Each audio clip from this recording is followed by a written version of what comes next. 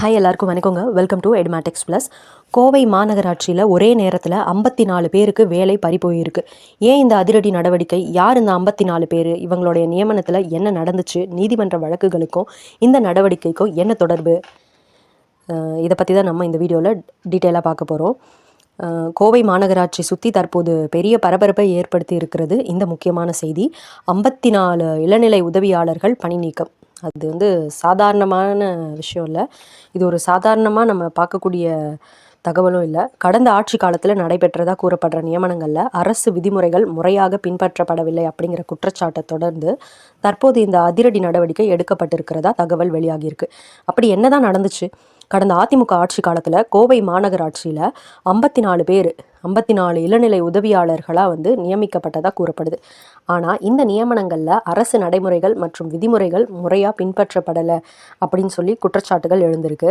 இதையடுத்து இந்த விவகாரம் நீதிமன்றத்துக்கும் போயிருக்கு. சென்னை உயர்நீதிமன்றத்தில் வழக்கு தொடரப்பட்டு இந்த நியமனங்கள் தொடர்பாக விசாரணை நடைபெற்றதாக சொல்லப்படுது.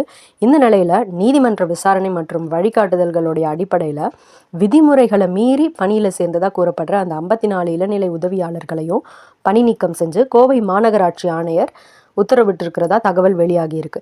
இதுதான் தற்போது மாநகராட்சி வட்டாரத்தில் ஒரு பெரிய பரபரப்பையே ஏற்படுத்தியிருக்கு. ஆனால் இங்கே ஒரு முக்கியமான விஷயத்தை நம்ம புரிஞ்சுக்கணும். ஒருவர் அரசு பணியில் சேர்ந்து விட்டார் அப்படிங்கிறதுக்காக மட்டும் அந்த நியமனம் நிரந்தரமாகிடாது. அந்த நியமனம் எந்த விதிமுறைகளின் அடிப்படையில் நடைபெற்றது, தகுதி, தேர்வு நடைமுறைகள் சரியாக பின்பற்றப்பட்டுச்சா, அரசினுடைய அனுமதி மற்றும் உரிய நடைமுறைகள் கடைபிடிக்கப்பட்டுச்சா, இந்த மாதிரியான கேள்விகள் முக்கியமாகுது. இந்த விவகாரத்தில் நீதிமன்ற விசாரணை மற்றும் அதனை தொடர்ந்து மாநகராட்சி நிர்வாகம் எடுத்துள்ள நடவடிக்கையை தற்போது கவனத்தை பெற்றிருக்கு. 54 குடும்பங்களுடைய வாழ்க்கையை நேரடியாக பாதிக்கக்கூடிய ஒரு மிகப்பெரிய நிர்வாக நடவடிக்கை இது. அதனால் இந்த விவகாரத்தில் அடுத்தடுத்து என்ன நடக்க போகுது அப்படிங்கிறதும் ரொம்ப முக்கியம்.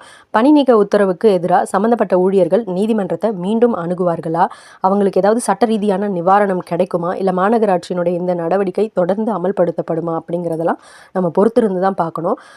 மேலும் இந்த முறைகேடு நடைபெற்றது அப்படிங்கிறது குற்றச்சாட்டு அல்லது வழக்கு தொடர்பான இந்த விவகாரம் என்பதை நினைவில் நம்ம வைத்துக்கணும். சம்பந்தப்பட்ட நீதிமன்ற உத்தரவு மற்றும் அதிகாரப்பூர்வ ஆவணங்களுடைய முழு விவரங்களை பார்த்த பிறகுதான் இறுதி முடிவை உறுதியாக கூற முடியும். ஆனால் ஒன்று மட்டும் தெளிவு, 54 இளநிலை உதவியாளர்களுடைய பணி நீக்க உத்தரவு கோவை மாநகராட்சி வட்டாரத்தில் மிகப்பெரிய அதிர்வலைகளை ஏற்படுத்தியிருக்கு. இந்த விவகாரத்தில் உங்களுடைய கருத்து என்ன? அரசு பணி நியமனங்களில் விதிமுறைகள் 100% வெளிப்படையாக பின்பற்றப்பட வேண்டுமா அப்படின்னு சொல்லி உங்களுடைய கருத்தை தைரியமாக கமெண்ட்டில் சொல்லுங்கள். இந்த தகவல் உங்களுக்கு பயனுள்ளதாக இருந்துச்சுன்னா வீடியோவை லைக் பண்ணுங்கள், உங்களுடைய நண்பர்களுக்கும் ஷேர் பண்ணுங்கள். மேலும் இது போன்ற அரசு வேலைவாய்ப்பு, ஆசிரியர் வேலைவாய்ப்பு, அரசு ஊழியர்கள் மற்றும் முக்கியமான தமிழ்நாடு அரசு செய்திகள் உடனுக்குடன் தெரிஞ்சுக்கிறதுக்கு நம்ம சேனலை சப்ஸ்கிரைப் பண்ணி பெல் ஐக்கானையும் கிளிக் பண்ணி வச்சுக்கோங்க. தேங்க்யூ.